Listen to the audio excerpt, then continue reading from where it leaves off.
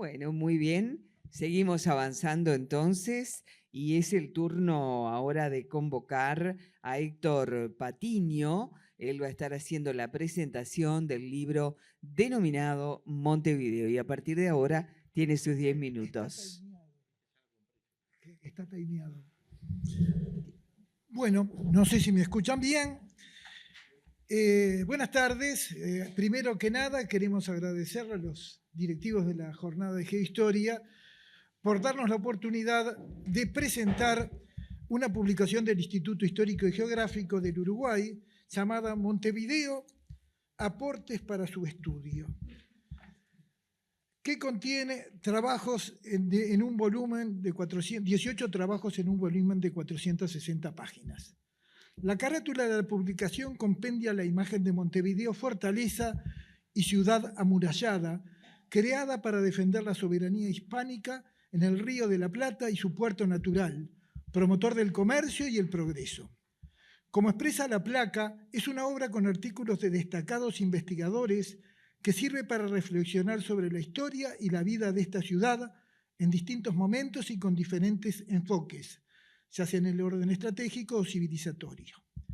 El prólogo del académico Juan José Arteaga, presidente del instituto, realiza un análisis de la región y la ciudad en la época colonial y en la era republicana. Destaca la disputa entre Portugal y España por el territorio de la banda oriental y la importancia que tuvo el establecimiento del virreinato del Río de la Plata provisionalmente en 1776 y luego en forma definitiva en 1777. Decidí incluir un retrato del último virrey del Río de la Plata, don Francisco Javier de Ilío, que establecerá en Montevideo la que fuera la última capital virreinal. Recuerdo que el embajador Arteaga, en ocasión de celebrar el Cabildo Abierto de 1808, se refirió a Ilío como el protocaudillo oriental. Arteaga estudia las crisis y dificultades de los primeros años de la vida independiente, el desarrollo poblacional y edilicio, luego del período colonial, y destaca el valor de las corrientes migratorias llegadas al Uruguay contemporáneo. Nos ocupamos ahora de 3 trabajos del académico Juan José Varese. El primer artículo, cronología de la fundación largamente anunciada, tras una línea de tiempo que comienza en el 1501 y finaliza el 1 de enero de 1730. La primera fecha coincide con el viaje secreto de Américo Vespucio al Río de la Plata y la última con la instalación del primer Cabildo de Justicia y Regimiento nombrado por Bruno Mauricio de Zavala. El segundo artículo, Colonos canarios en la Fundación de Montevideo, nos informa sobre los estudios realizados por investigadores canarios, entre ellos el de Fidio Alonso, que se refiere a los 2 viajes que realizaron con familias canarias y las vicisitudes de los mismos. El tercer artículo, Origen del nombre Montevideo, analiza todas las hipótesis relativas al nombre de la ciudad, menciona 9 distintas explicaciones. Varese se inclina por la versión tradicional, que por ser la más sencilla y aceptada por consenso popular, que refiere a la exclamación espontánea de un vigía trepado en un mástil dando el grito de alerta al divisar el cerro, Montevideo. El siguiente artículo pertenece al académico Alejandro Bertocchi, el apostadero de Montevideo, que fuera muy importante para que nuestra primigenia población adquiriera una concepción independentista. El apostadero no solo fue la principal base naval hispana en el sur del Ecuador, donde ubicó sus buques de guerra, sino también la única plaza fuerte con esas características en el cono sur americano. Del apostadero dependían las islas Malvinas o Falkland. En un anexo al trabajo estudia especialmente la labor del gobernador comandante del apostadero, brigadier de Marina José Bustamante y Guerra, y su preocupación por el medio ambiente en San Felipe y Santiago. El académico Luis Palomeque nos comparte sus reflexiones en torno a la fundación de Montevideo. Nos dice Palomeque que la fundación de un centro poblado es un acto jurídico. En este sentido, la ocupación portuguesa y la llegada de fuerzas militares enviadas por Zavala en 1724 no serían fundamentales. En ese mismo sentido, tampoco puede aceptarse como fecha inicial de la vida de la ciudad el 24 de diciembre de 1726, porque en ese momento solo era un agrupamiento poblacional estable. Para el académico Palomeque, el acto jurídico fundacional es el 20 de diciembre de 1729, porque en esa oportunidad Zavala cumple con todos los requisitos necesarios para hacerlo y pasa a denominar como ciudad a esa población. La Asociación Patriótica, en ocasión de celebrarse el sesquicentenario de la fundación, colocó una placa frente al monumento a Zavala de acuerdo con el gobierno de la ciudad. Otra foto corresponde a un acto realizado en homenaje al fundador de Montevideo.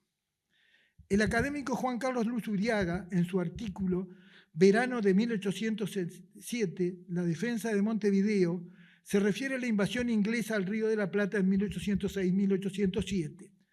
La reconquista de Buenos Aires dará lugar a una disputa de las dos ciudades, al cabo de la cual la corona designó a Montevideo como la muy fiel y reconquistadora. En el artículo se estudia la organización, la defensa, la caída de la ciudad, la entrada y el acceso de las tropas inglesas al cabildo, cuyos integrantes fueron respetados en la vida por la condición de masón de uno de sus integrantes. El señor William Ray Ashfield, en su trabajo Nueva emblemática caligrafía y discurso moral en la obra de Juan Manuel Besnes y Irigoyen, se ocupa del tema de los alfabetos caligráficos desarrollados por artistas o técnicos en la materia. Realiza el estudio de 2 piezas caligráficas realizadas por Besnes con textos de Luis Caracciola y Jean Blanchard. El académico Gabriel González Morlano nos entrega 2 artículos. El primero, un hecho, una época y una personalidad de Montevideo, en que se ocupa del padre Damaso Antonio Larrañaga, primer vicario apostólico del Uruguay y sabio oriental. En el período artiguista fue un gran defensor de la libertad de prensa y pensamiento, lo que lo llevó a no aceptar ser revisor del periódico oriental, porque esa actividad conllevaría aceptar la censura. Sin embargo, años más tarde se opondrá a la construcción de un templo anglicano en la ciudad de Montevideo y González Morlano explica qué motivan esa posición. El académico Augusto Soiza nos entrega un artículo llamado Aimé Bonpland, médico y naturalista en Montevideo y con montevideanos. Bonpland estuvo varias veces en Montevideo. Fue médico, naturalista, botánico, hacendado, político y viajero incansable. Realizó investigaciones botánicas y arqueológicas en los alrededores de Montevideo y formó una extraordinaria colección de ciencias naturales. Mantuvo contacto epistolar con Larrañaga y Teodoro Vilar de Bo. Los médicos de la ciudad lo nombraron miembro de la Sociedad de Médicos Montevideanos. El siguiente artículo, Montevideo en 1853, es del académico correspondiente en Argentina, Roberto Elizalde. Su contribución se basa en un trabajo de David James titulado Montevideo y Buenos Aires en 1853, que trata la crónica de viaje de Paul Friedrich Wilhelm von Kirtenberg, que realizó miles de dibujos y acuarelas que lamentablemente se perdieron en el bombardeo de Stuttgart durante la Segunda Guerra Mundial. El arquitecto Fernando Chevatarov nos entrega 2 artículos. El primero, Breve historia de Montevideo, ciudad, territorio en imágenes. Incluye 6 imágenes.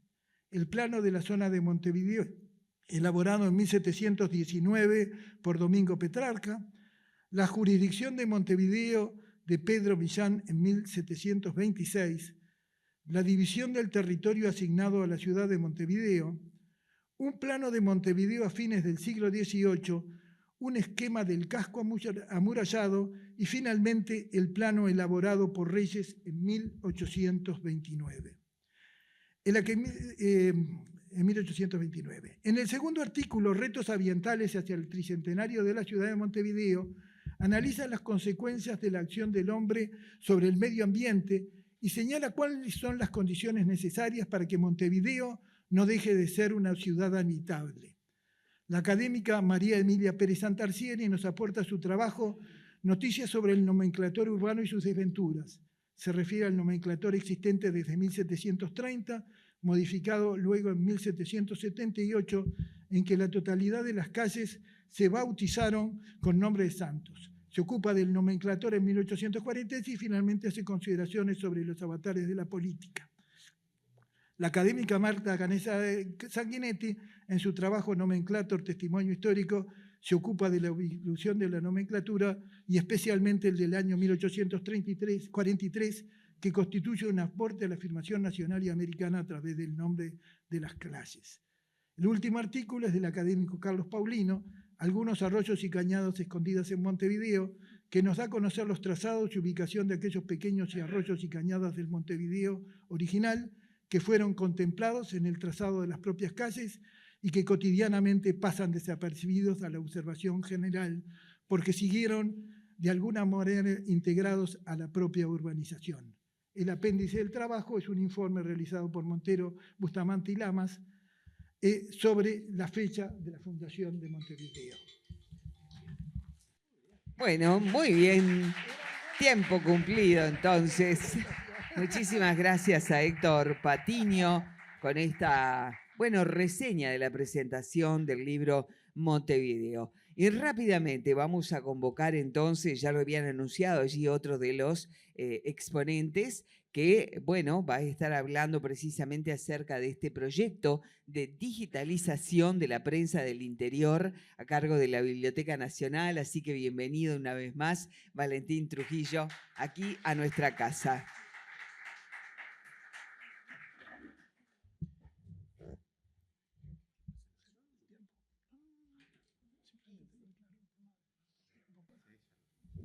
Bueno, muy buenas noches. Realmente estoy muy emocionado de estar aquí hoy, en muchos sentidos.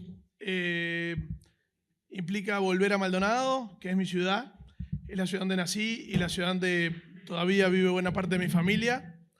Es reencontrarme con un montón de amigos, es estar hoy aquí en un lugar como el Cuartel de Dragones, es estar ante este público tan selecto, que está integrado por ex compañeros como Jorge y Fernando de la Dirección de Cultura, ex docentes como Daniel Delgado, pero además con una cantidad de historiadores de enorme renombre que están aquí, investigadores, académicos de fuste, gente que ha dedicado pasionalmente buena parte de su vida al estudio de la historia, al estudio de la cultura, en Maldonado, en el resto del país y también en otros sitios del mundo.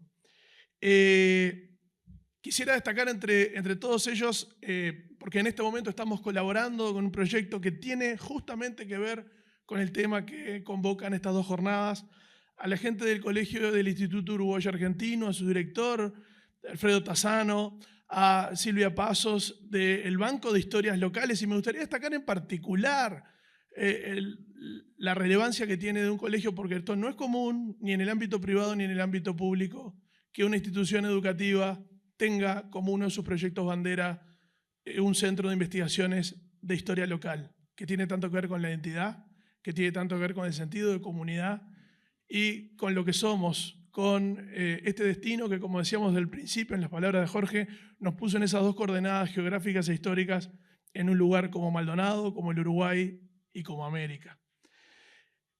Quiero decirles también que tuve, como hijo de Maldonado, el alto honor de ser director de la Biblioteca Nacional durante 5 años, entre marzo del 2020 y febrero del 2025. Y llegué allí a integrar una lista que hoy lo comentábamos, y me tiemblan las piernas de decirlo, ¿no? Y el estómago, de integrar una lista increíble, con gente que ha aparecido aquí, como Damaso Antonio Larrañaga, como Francisco Acuña de Figueroa, como José Enrique Rodó, como Dionisio Trillo Páez, Arturo Sergio Vizca, o últimamente también Tomás de Matos, entre muchos otros. Y ser parte de esa lista selecta de directores de la Biblioteca Nacional es algo que todavía no me lo creo realmente. Pero aquí el punto es que, acompañado a esa circunstancia, luego de una experiencia previa trabajando como gestor cultural en la Intendencia de Maldonado, llegar a un cargo en una institución de alcance nacional y nada más y nada menos que como la Biblioteca Nacional, que es una institución 14 años más antigua que la República Oriental del Uruguay. Es la memoria del país, capaz que estoy diciendo una obviedad, pero es bueno reafirmarlo. Es el registro de cada día. Recién que se hablaba tanto en la exposición de León como recién se nombraba un trabajo de el historiador Luzuriaga, las invasiones inglesas, vaya si tiene que ver, ya que el primer, como todos ustedes saben, el primer impreso de estas tierras en un territorio que todavía no era el Uruguay, pero que sí ya era la banda oriental, es el diario La Estrella del Sur o The Southern Star, cuyos originales están en la Biblioteca Nacional y fueron digitalizados por la Biblioteca Nacional, mediados de 1807. Hago un mínimo raconto.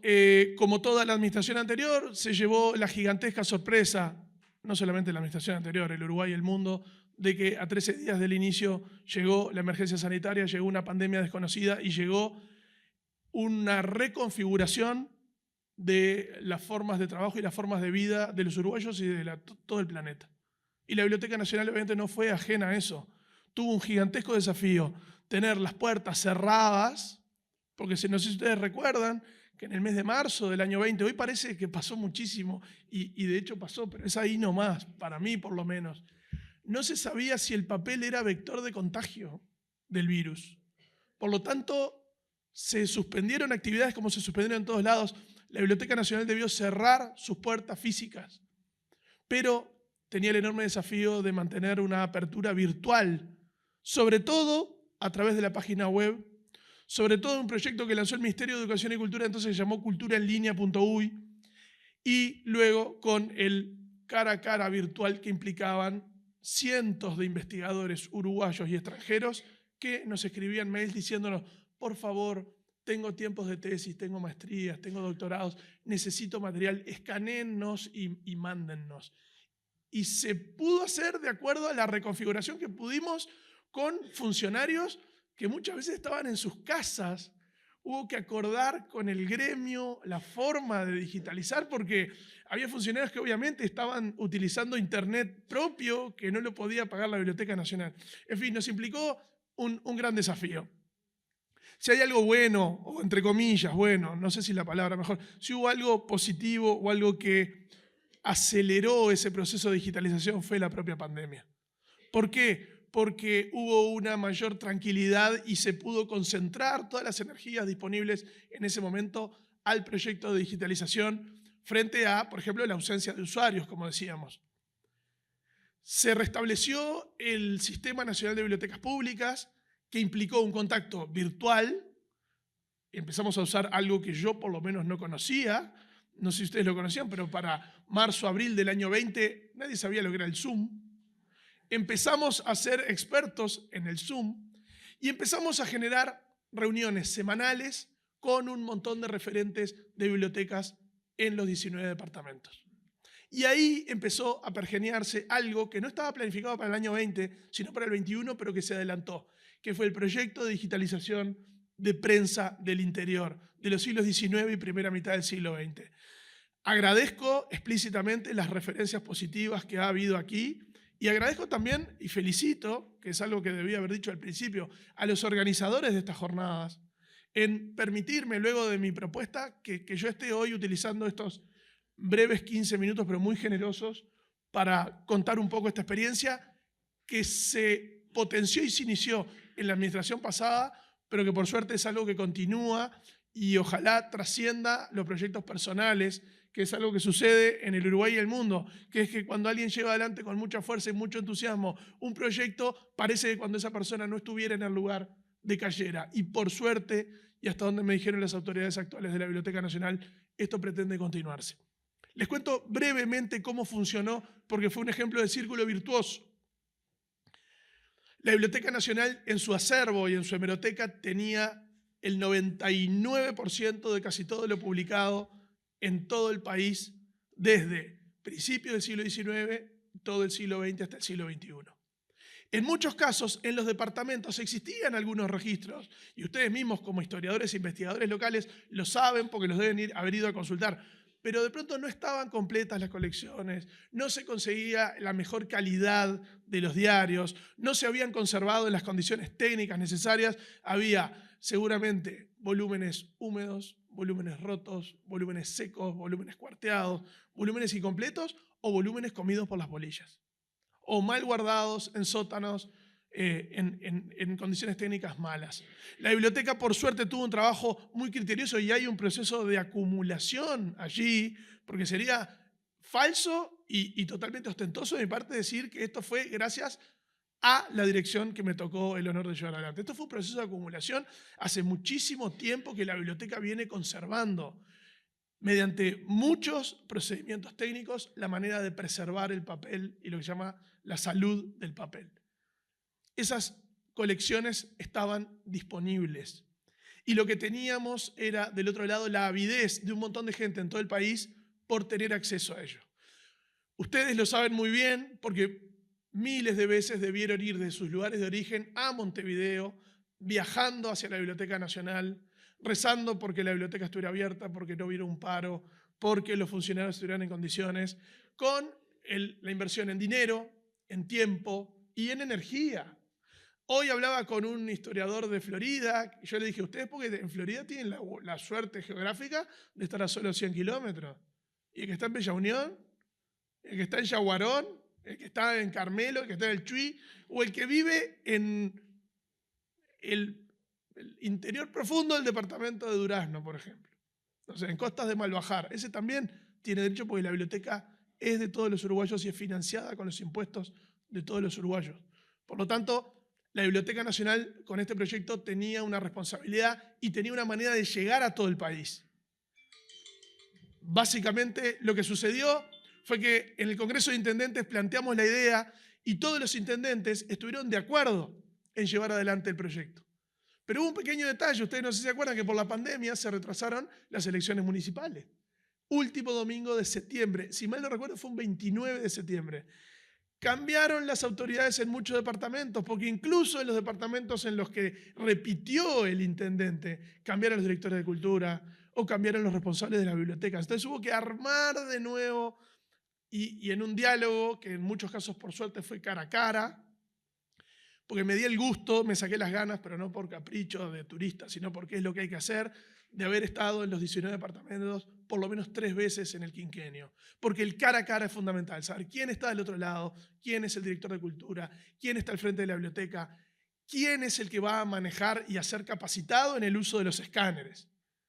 Me tomo un minuto de los 4 que me quedan para describirles cómo funciona. La Biblioteca Nacional, como les decía, tiene los originales de los diarios de cada departamento. No teníamos el personal, el músculo, los recursos humanos para digitalizar. Eso lo puso cada intendencia. Nombramos a una bibliotecóloga, Milagros Puentes, oriunda de Tacuarembó, con una enorme experiencia en bibliotecas del interior y en Biblioteca Nacional para capacitar desde un departamento que creamos que se llamó Gestión Territorial a la gente en cada departamento. Enviamos, que para las bibliotecólogas de Biblioteca Nacional era poco menos que un pecado mortal, sacamos colecciones de la biblioteca y las mandamos en camionetas de las intendencias a cada biblioteca donde estaban los escáneres que habían sido adquiridos por cada intendencia. Y luego, cuando esas personas, esos funcionarios, que hoy son más de 48 en todo el país, si yo le decía al ministro de la Silvera que necesitaba 48 personas, me hubiera dado un portazo y me hubiera mandado a freír papas porque no tenían esos recursos, pero las intendencias pusieron lo suyo. Aprovecho para agradecer aquí explícitamente, Maldonado también lo hizo. Se consiguieron los escáneres, se capacitaron los funcionarios y cuando el material estuvo escaneado se subió a una plataforma que es una nube en la página web de Biblioteca Nacional con un control de parte de las bibliotecólogas de Biblioteca Nacional. Hoy hay casi 50.000 documentos digitalizados. Se entra por, ustedes ponen en Google Prensa del Interior BNU y pensábamos en mostrarlo hoy, pero cada uno tiene sus teléfonos con internet, lo pueden ver en su teléfono y realmente es un trabajo que ha sido formidable y nos ha dado muchísimas satisfacciones. Una palabra final sobre lo que yo creo que es un cambio de paradigma en la investigación histórica y ustedes son los protagonistas. Creo que las condiciones de investigación influyen positivamente en los trabajos en los que ya han desarrollado y en los que están desarrollando y en los que se van a desarrollar. Hoy también hablaba con alguien de Mercedes que estaba aquí. Claro, los investigadores locales se enteraron de que había un montón de colecciones. Todos nos enteramos. Cuando hicimos el caso piloto, que fue Soriano, descubrimos que solo en el departamento de Soriano había 130 colecciones. No volúmenes, colecciones distintas con cientos de volúmenes.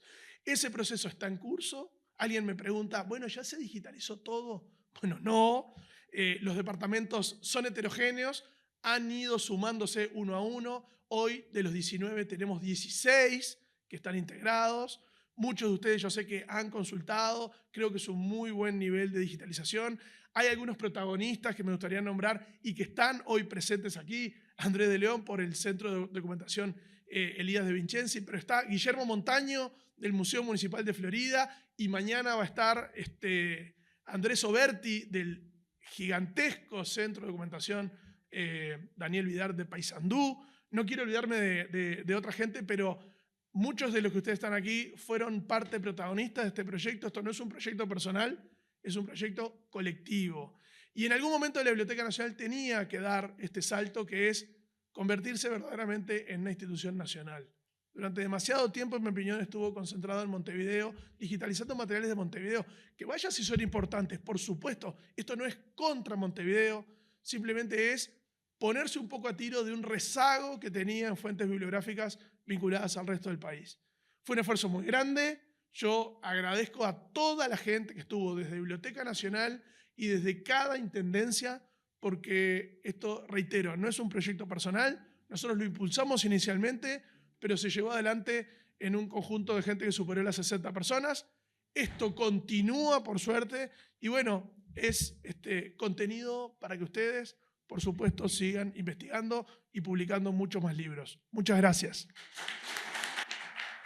Muchísimas gracias a Valentín Trujillo por esta exposición. Bueno, vamos a tener tiempo allí después de confraternizar y nos vamos a ir con el último de los expositores. Ya pasaron 47 minutos de las 20 horas, así que tenemos 15 minutos antes, bueno, de brindar allí. Les vamos a presentar las fundaciones de Santo Domingo, Soriano y San Felipe de Montevideo, paralelismos históricos, a cargo de Bruno Buan, que llega desde Mercedes y comienza entonces allí el cronómetro. Así, bueno, después vamos a compartir un pequeño brindis. Recuerden anotarse también para el ómnibus para que podamos estar allí en la Sociedad del Teatro de la Sociedad Unión de la ciudad de San Carlos. Así que cuando así lo dispongas.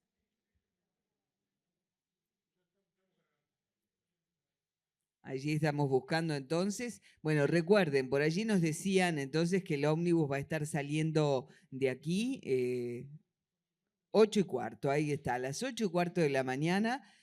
Finalmente quedó establecido el horario, así que van a poder desayunar y después se vienen para acá y nos vamos todos juntos. Bueno, por acá nos entrega nuestra compañera una carpeta a nombre de Atilio Ferraro. ¿Está por acá?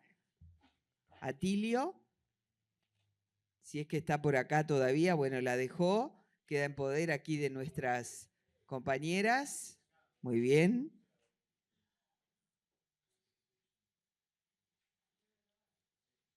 Bueno, recuerden eso entonces, es importante anotarse en la salita de los libros que después puedan recorrer. ¿Estamos listos? ¿Comenzamos la disertación? ¿Acá?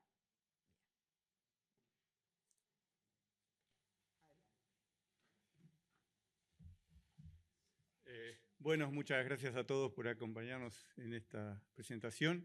En primer término, transmitir desde el Centro Histórico y Geográfico de Soriano el saludo a los organizadores del evento, al equipo de Maldonado con su revista cada vez más potente y también al Centro de Investigaciones Históricas de San Carlos, que ya transita su cuarta década de proficua labor. Bueno, este trabajo es una consecuencia de un trabajo anterior que yo ya presenté en otras jornadas, y en particular de un libro. El libro trataba sobre la fundación de Santo Domingo Soriano, e incluso después tuve la suerte de ser premiado en un concurso en el cual yo no estaba de acuerdo, porque era para celebrar los 400 años, y mi tesis era que Soriano no tenía 400 años. Sino que se había fundado en 1660, que no era una tesis mía tampoco, digo, era una tesis que ya existía. En mi caso lo que pude incorporar fueron algunos elementos, confirmar el hecho de que Soriano, como lo hemos trabajado mucho con el amigo Elvio de la provincia de Entre Ríos, en la costa entrerriana frente a la desembocadura del río Uruguay, el motivo fue la expansión santafesina en Entre Ríos. Entonces había un grupos indígenas que se colocan contra el río Uruguay. Pero bueno, distintos errores historiográficos, interpretaciones y algunas cosas peores, como lo de Ordoñana, generaron la idea de que había habido una fundación en 1624, y en realidad ahí, después eso se clarifica con documentos, pero un poco el otro elemento que yo destaco de esto es que hacia 1625 en realidad sí había habido algunas fundaciones, había habido una permanencia. Pero esa permanencia no había sido en el Río Negro, sino que había sido en San Gabriel, en Montevideo y en la Sierra de Maldonado. O sea, el primer antecedente poblacional lo tenemos ahí, primero con presencia religiosa muy breve, pero fue una presencia que después, con documentos que aporta Diego Oraco, duró hasta el año 1640 prácticamente. También, bueno, Soriano comparte, y ahí, bueno, ahí aparece el primer vínculo con Montevideo, ¿no? El segundo vínculo que tiene Soriano con Montevideo es Pedro Millán. Pedro Millán, más conocido por haber hecho el reparto en Montevideo, fue en varios periodos corregidor en Santo Domingo Soriano. Y también en ambos casos hubo, como en muchos otros casos, polémicas sobre la fundación. Yo he tratado siempre de referirme a mapas antiguos. Este es uno de los primeros que nos muestra la zona. Y bueno, justamente los lugares más tempranos de nuestro país, ¿qué son? Es la bahía de Montevideo, es el Cabo de Santa María, que a veces era el Real Cabo Santa María actual, a veces era Punta del Este, la isla de Maldonado y el río Uruguay. En este plano, en este mapa ya de 1627, ya Maldonado empieza, eso lo quise resaltar un poco para estar acorde a la ocasión, ya empieza a aparecer reiteradamente, primero como la isla de Maldonado y luego como las sierras de Maldonado, también Montevideo, y bueno, y también la presencia de chanás y charrúas, sobre todo en Entre Ríos. Y este es otro mapa que a mí me gusta, que yo lo cité en mi libro, porque realmente es un mapa que está en la Biblioteca de Francia, que ahora con tanta cosa digitalizada uno puede encontrar, y es uno de los mapas de 1703 que con mejor precisión, yo en realidad lo utilicé porque mostraba Santo Domingo Soriano en la costa entrerriana, pero este mapa nos muestra con mucha precisión lo que es Punta del Este, la isla, y también las lagunas que rodean la zona, y el Solís, digamos, ¿no? Este es un mapa muy curioso porque es un mapa que aparece en Francia, enviado por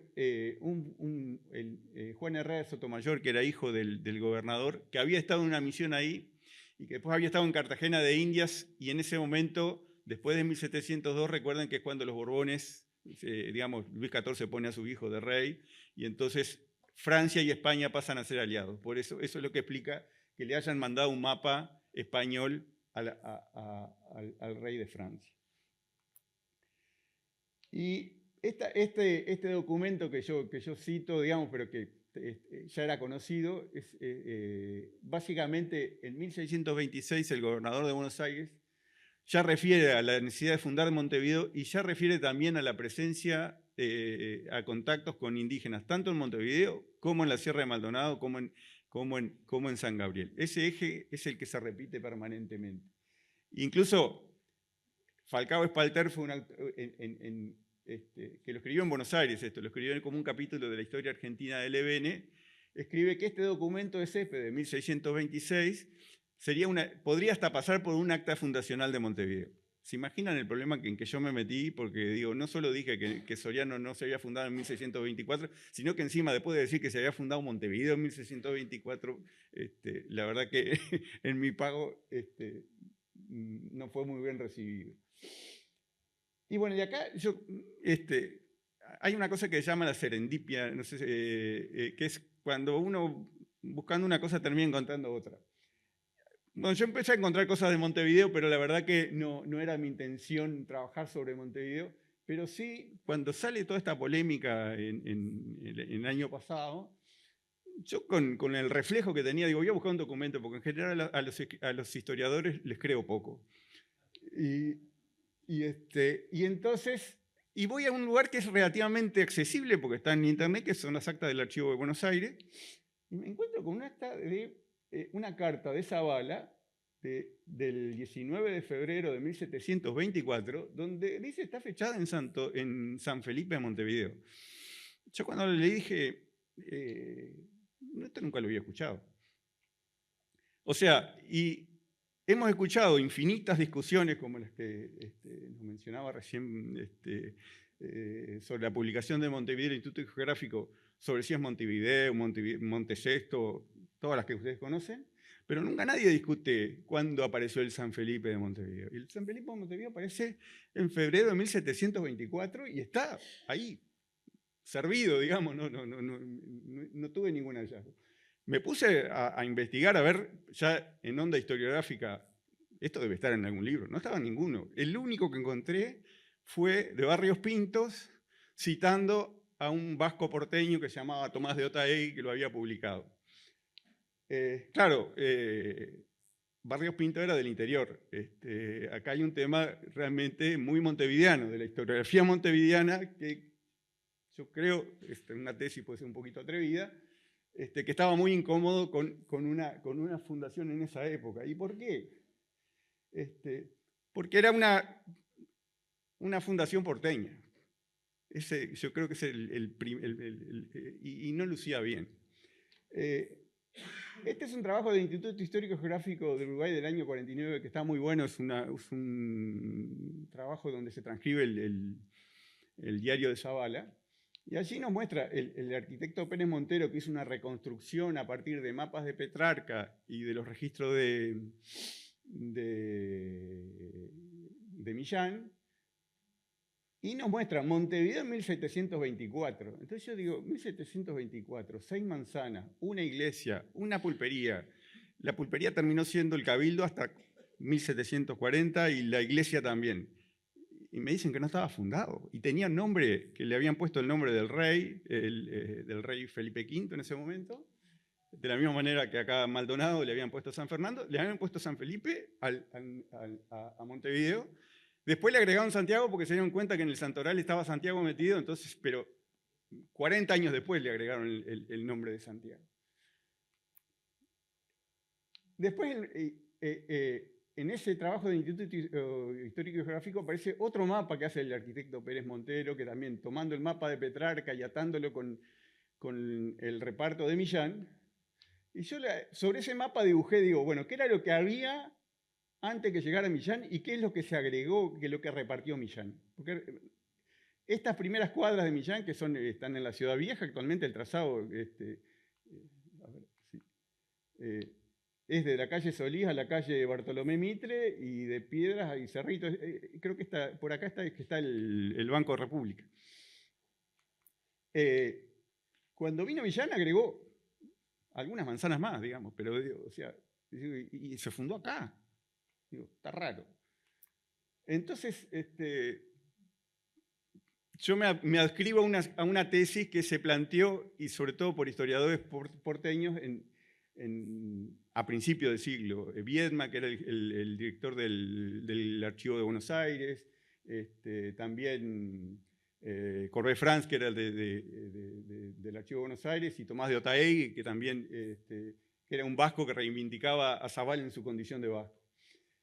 ¿Y por qué yo creo que se funda? Digo, y ahí yo entiendo que esto sea un tema muy opinable, es porque yo tengo la tesis que hablar de proceso fundacional es un oxímoron, porque la fundación es cuando en el acta fundacionera yo fundo, después que fundaba hacía todo lo demás, es como una casa.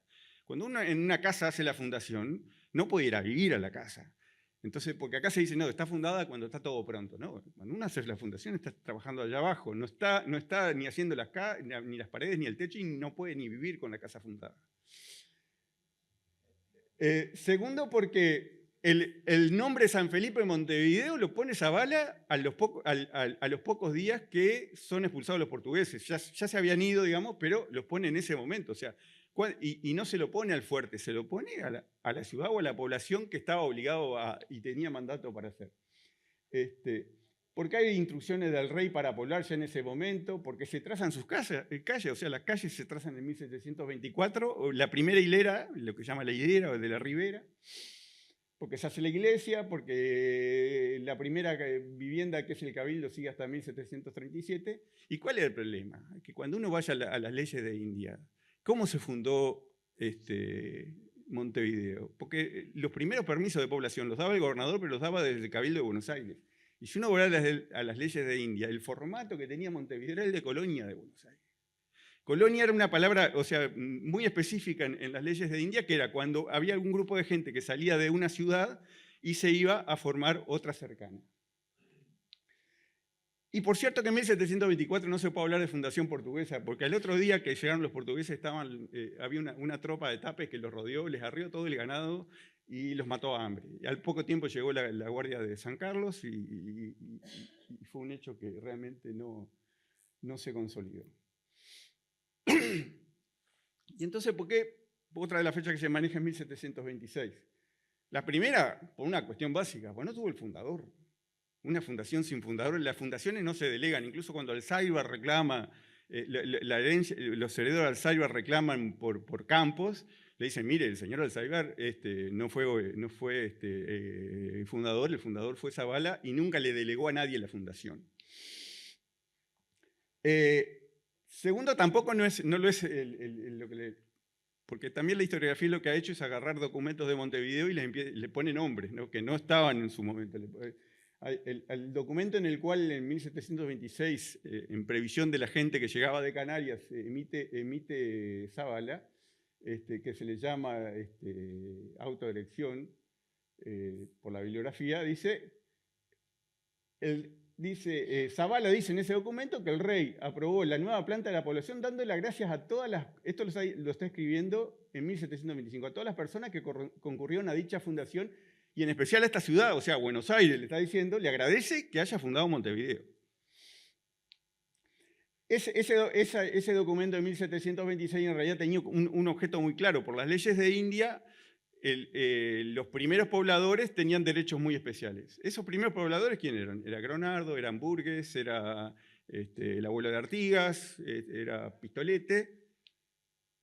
Y por lo tanto no le cabía a los canarios. Entonces esto fue en realidad una concesión para que a los canarios también tuvieran los mismos beneficios. Y después Millán. Millán para mí era un personaje medio peculiar porque entre otras cosas hay un registro en el Cabildo de Buenos Aires en el cual Millán decía que en las sierras de Montevideo había oro y plata. Entonces me queda en duda de la credibilidad de ese señor. Pero él dice en su testamento que él fue a repartir tierras a los canarios, él no fue a fundar nada, digamos, él mismo. Y no era alguien que no quisiera darse corte si hubiera sido consciente que estaba fundando Montevideo. Y bueno, y después lo otro, que en el propio libro de Padrón, o sea, el padrón de los habitantes, arranca diciendo, encontré esta manzana trazada por el capitán ingeniero, que era Petrarca, y encontré viviendo a tal. En la otra manzana la encontré trazada, o sea, él encontró todo pronto, digamos. Y también se agrega se ha inventado otra acta de fundación, porque se la titula acta de fundación, que en ningún lado dice acta de fundación,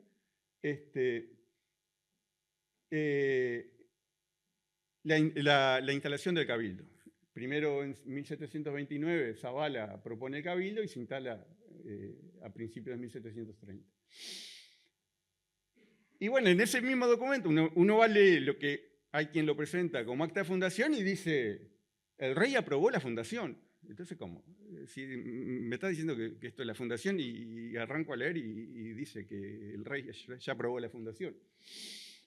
Dice, también dice, cuando instale el cabildo, él dice que ese documento del año 1729 no es la fundación de la ciudad, es la instalación del cabildo, es cumplir la decisión de instalar el cabildo.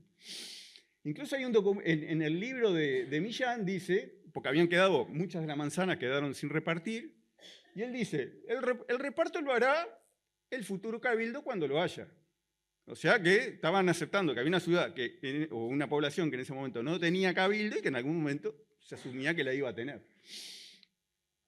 Entonces acá me remito a un historiador mercedario que fue el padre Salaberry.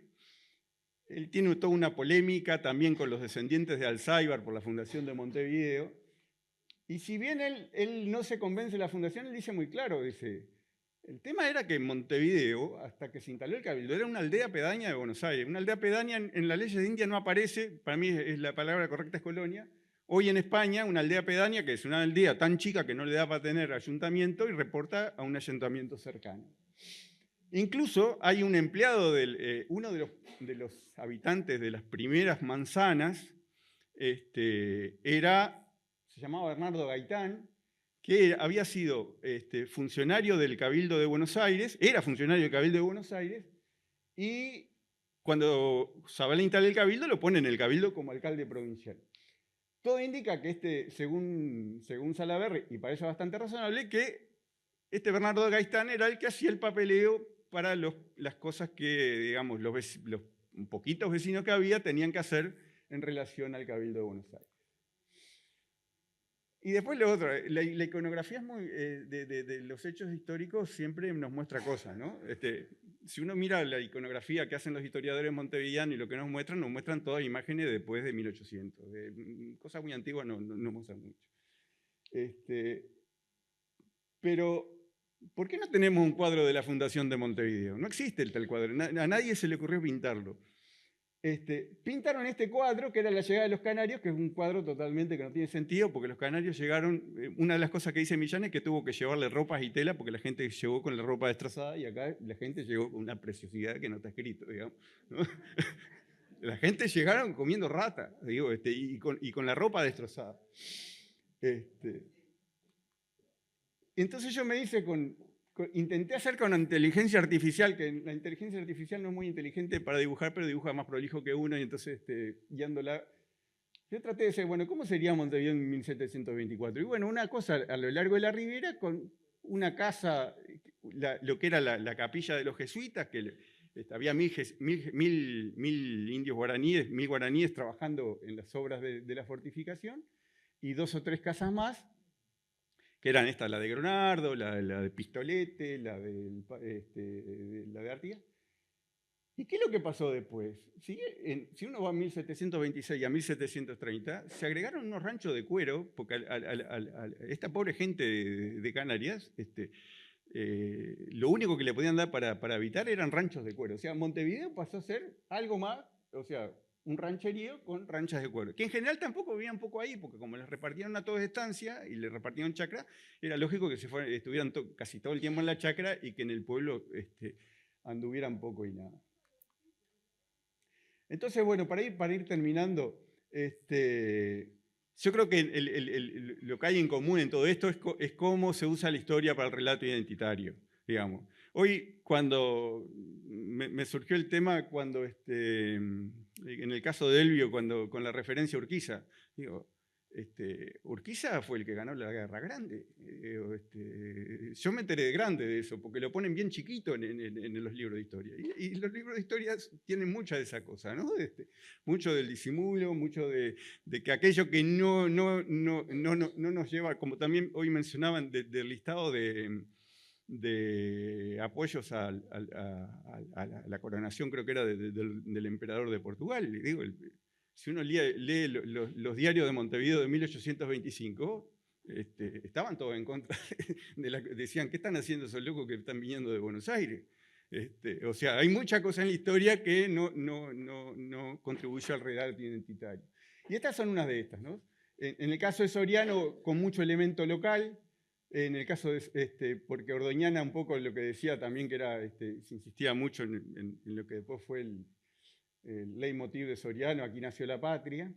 Y en Montevideo también, porque de alguna manera una fundación porteña no cuadraba en un relato identitario montevideano. Entonces había que disimularlo.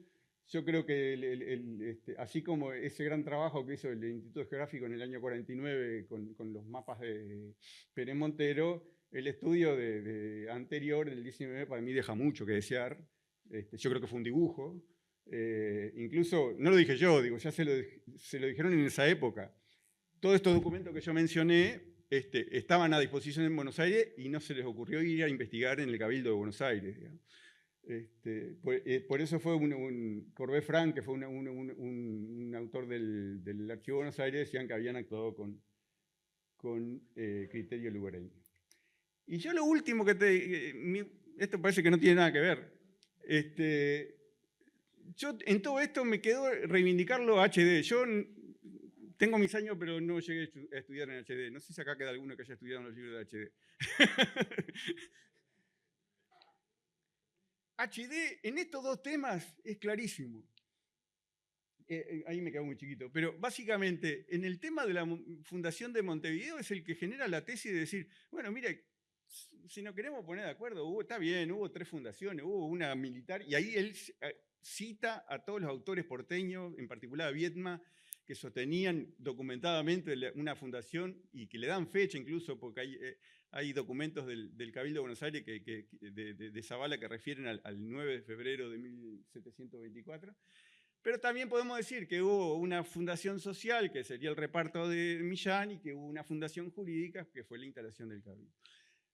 Pero HD de alguna manera se da cuenta que no se explica solo por 1726, se da cuenta que había un hecho fundacional originario que estaba en 1724. Y con Soriano hace lo mismo, se ve que era alguien, yo lo que concluyo sin haberlo conocido y sin haber leído mucho, que era alguien que todo lo que había lo leía y lo asimilaba. Sobre Soriano dice, esto de 1624 está medio raro. Y después dice, es más probable que haya sido muy posterior y señala bien claramente cómo podían haberse dado todos los hechos, incluso hasta sugiere la fecha de 1660. Entonces quería terminar un poco con esto, ¿no? Reivindicando a HD, porque yo creo que realmente es así un análisis más fino del que muchas veces uno se ha imaginado y se lo ha tenido como un libro escolar intrascendente. Yo creo que es muy valioso y nos ayuda a entender todo lo que venía atrás. Bueno, muchísimas gracias.